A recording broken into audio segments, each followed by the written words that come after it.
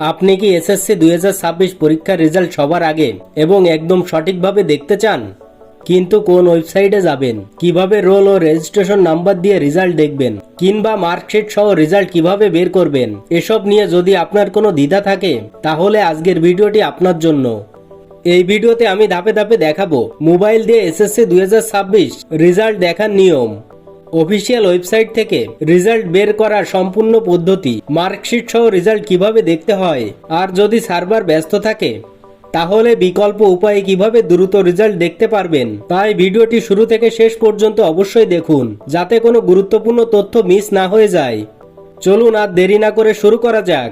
ওকে, প্রথমে আপনার ফোন থেকে গুগল ক্রোম ব্রাউজারটি ওপেন করে নেবেন। ক্রোম ব্রাউজারটি ওপেন করার পর আপনি সার্চ বারের উপর ক্লিক করবেন, তারপর এখানে লিখবেন ইবোর্ড রেজাল্ট, এটা লিখে সার্চ করে দেবেন।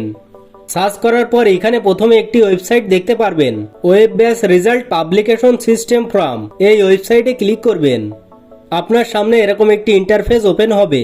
এই পেজে আপনাকে কিছু ইনফরমেশন দিতে হবে, তবে চিন্তার কোনো কারণ নেই, আমি আপনাকে সবগুলো বিষয় ধাপে ধাপে বুঝিয়ে দিচ্ছি। প্রথমে দেখতে পাচ্ছেন নেম অফ বোর্ড, নিচে এই বক্সে ক্লিক করে দিলে আপনি এখানে সব বোর্ডের লিস্ট দেখতে পারবেন। এখান থেকে আপনার বোর্ডটা সিলেক্ট করে নেবেন। তারপর নিচে দেখতে পাচ্ছেন নেম অফ এক্সামিনেশন, অর্থাৎ আপনার পরীক্ষার ধরনটি সিলেক্ট করতে হবে, জেএসসি, এসএসসি, এইচএসসি না অন্য কোনো পরীক্ষা, সেটা এখান থেকে সিলেক্ট করে নেবেন। এই বক্সে ক্লিক করে এখান থেকে আপনি এসএসসি দাখিল এই অপশনটা সিলেক্ট করবেন। এরপর নিচে দেখতে পারবেন ইয়ার অফ এক্সামিনেশন, মানে কোন বছরের পরীক্ষার রেজাল্ট দেখতে চাচ্ছেন সেটা এখান থেকে সিলেক্ট করতে হবে।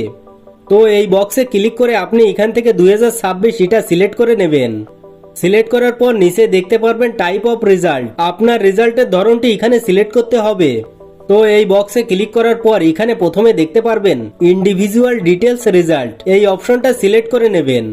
সিলেক্ট করার পর নিচের দিকে দেখতে পারবেন দুইটা বক্স চলে এসেছে। তো এই দুইটা বক্সে আপনার রোল নাম্বার এবং রেজিস্ট্রেশন নাম্বার দিতে হবে। তো এখানে আপনার রোল নাম্বারটি দিয়ে দেবেন।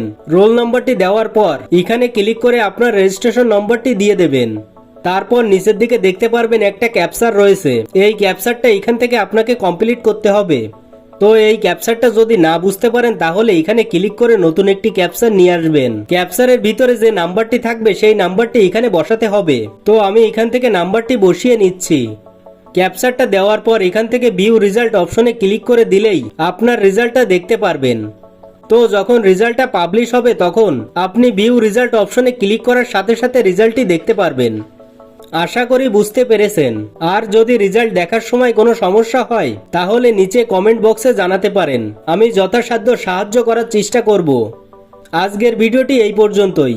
ভিডিওটি যদি আপনার কাজে লেগে থাকে তাহলে অবশ্যই একটি লাইক দিন, টেক বাংলা চ্যানেলটি সাবস্ক্রাইব করুন এবং পাশে থাকা বেল আইকনটি বাজিয়ে রাখুন যাতে ভবিষ্যতে গুরুত্বপূর্ণ আপডেট সবার আগে পেয়ে যান।